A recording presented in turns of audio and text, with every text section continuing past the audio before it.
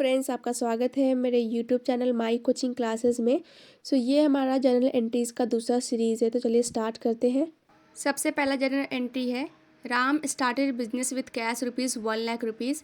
कभी भी किसी भी जर्नल एंट्री की जो शुरुआत होती है वो बिज़नेस स्टार्ट करने से होती है। और हमें पता है कि जब भी हम बिज़नेस स्टार्ट करते हैं और जो बिज़नेस स्टार्ट करते हैं उसमें जो भी पैसा उसमें लगाते हैं उसे क्या बोलते हैं, कैपिटल बोलते हैं। ठीक है, यहाँ पे इसकी एंट्री क्या होगी, cash account debit ₹1,00,000 to capital account ₹1,00,000।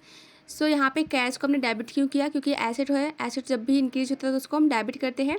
और टू कैपिटल, कैपिटल क्या है, लायबिलिटी है बिजनेस के पॉइंट ऑफ व्यू से, क्योंकि जब भी जो भी हम जनरल एंट्रीज करते हैं ना, जो भी अकाउंटिंग करते हैं वो हम बिजनेस की पॉइंट ऑफ व्यू से करते हैं, हम अपनी पॉइंट ऑफ व्यू से नहीं करते हैं। ठीक है, तो इसके बाद जनरल एंट्रीज के बाद हमें क्या देना होता है, नरेशन।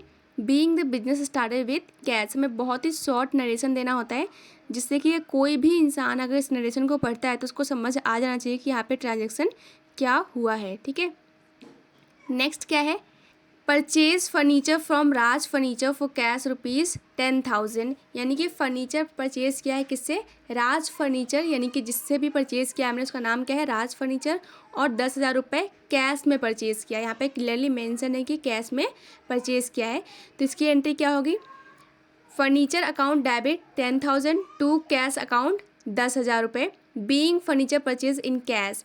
अब मैंने ऑलरेडी जो फर्स्ट पार्ट बनाया था जनरल एंट्रीज़ का उसमें बता रखा है, पूरा ही मैंने कैश और सेल्स से रिलेटेड ही डिटेल में सब कुछ बताया है कि जब हम फिक्स एसेट परचेज करते हैं तो किसका नाम आता है, फिक्स एसेट का नाम लिखते हैं। ठीक है, और जब हमें क्वेश्चन में दोनों ही नाम दिए होते हैं, जनरल मतलब जो क्रेडिटर है उसका नाम दिया होता है और कैश भी दिया होता है, तो हम किस में मानते हैं, कैश में लेकर चलते हैं। ठीक है, तो यहाँ पे क्या है, furniture account debit to cash account 10,000 रुपये 10,000 रुपये। नेक्स्ट क्वेश्चन क्या है, paid into bank ₹5,000। Paid into bank का मतलब क्या है, यहाँ पे पेड इंटू बैंक का मतलब है कि डिपॉजिट कराया है बैंक में 5,000 रुपये। तो यहाँ पे क्या है, कैश डिपॉजिट कराया है 5,000 रुपये। तो यहाँ पे एक एंट्री क्या होगी इसकी, bank account debit to cash account, यानी कि बैंक जो है वो एसेट है, वो इंक्रीज हो रहा है तो डेबिट हो जाएगा, और टू कैश, कैश भी एसेट है लेकिन क्या हो रहा है, ये डिक्रीज हो रहा है, तो 5,000 रुपये से कैश डिक्रीज हो गया तो उसको हम क्या किया, क्रेडिट कर दिया। ठीक है, तो यहाँ पे एंट्री क्या होगी, bank account debit to cash account being the cash deposited into bank. Next क्या है, फोर्थ है, परचेज गुड्स फॉर कैश ₹4,000। यानी कि गुड्स परचेज किया है 4,000 के कैश में, है ना, यहाँ पे क्लियरली मेंशन है कैश में, कैश या बैंक कुछ भी हो सकता है यहाँ पे। तो यहाँ पे एंट्री क्या होगी, purchase account debit to cash account ₹4,000 और इसके नरेशन क्या होगा, being the goods purchase for cash, यानी कि कैश में परचेज किया हमने गुड्स को। तो जब भी हम गुड्स परचेज करते हैं तो कैश को हम परचेज को डेबिट करते हैं, परचेज हमारे लिए एक्सपेंस होता है, अगर एक्सपेंस इंक्रीज होता है तो डेबिट टू कैश, कैश क्या है, एसेट है, एसेट जा रहा है यानी कि डिक्रीज हो रहा है तो क्रेडिट।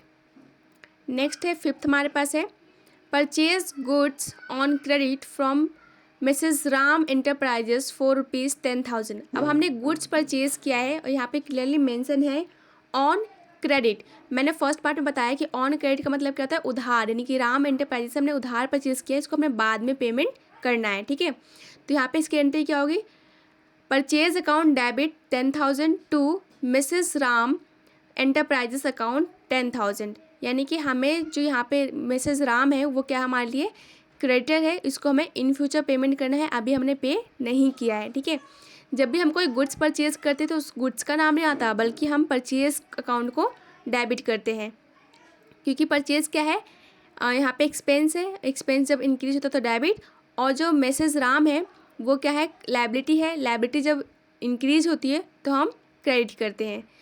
यहाँ पे नरेशन क्या आएगा, being the goods purchase from Ram enterprises on credit, या सिर्फ आप इतना भी लिख सकते हैं, being the goods purchase from Ram enterprises, इससे भी समझ आ जाएगा कि आपने गुड्स परचेज किया किससे, राम एंटरप्राइजेस से।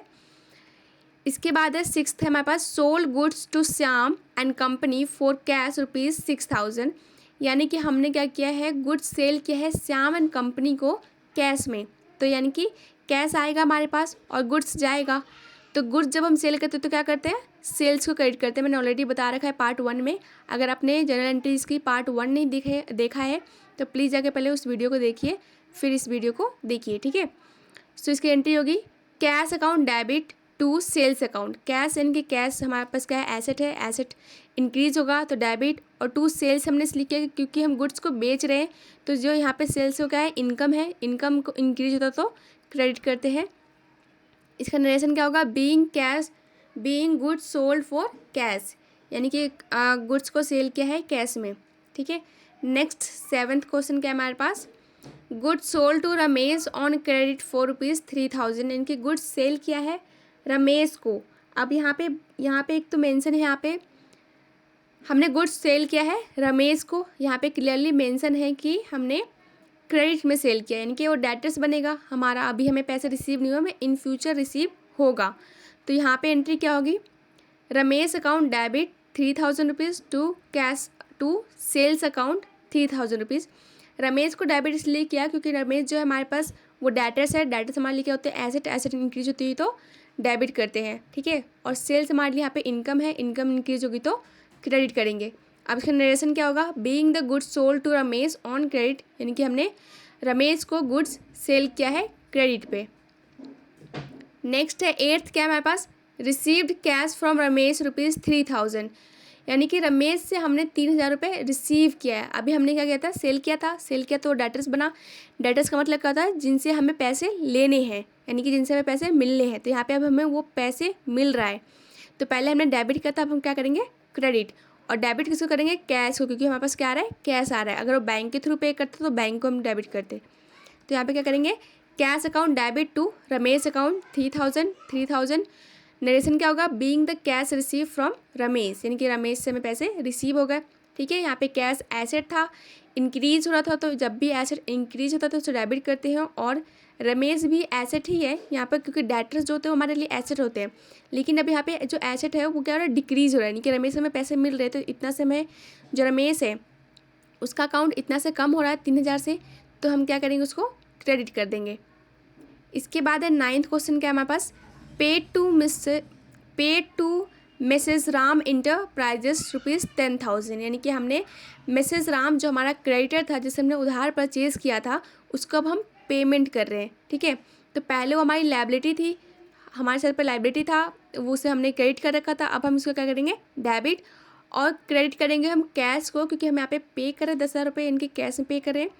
यहाँ पे कुछ नहीं मेंशन है तो मैं कैश में लेके चल रही हूँ, लेकिन कई बार मेंशन होता है कि कैश के थ्रू पेमेंट किया है या फिर बैंक के थ्रू पेमेंट किया, तो आप उस हिसाब से ले सकते हैं। ठीक है, तो यहाँ पे क्या होगा, Mrs Ram enterprises ₹10,000, Mrs Ram enterprises account debit 10,000 to cash account 10,000 being the amount paid to Mrs Ram enterprises. So I hope कि आपको ये वीडियो पसंद आया होगा। If you like this video so please like share subscribe my channel.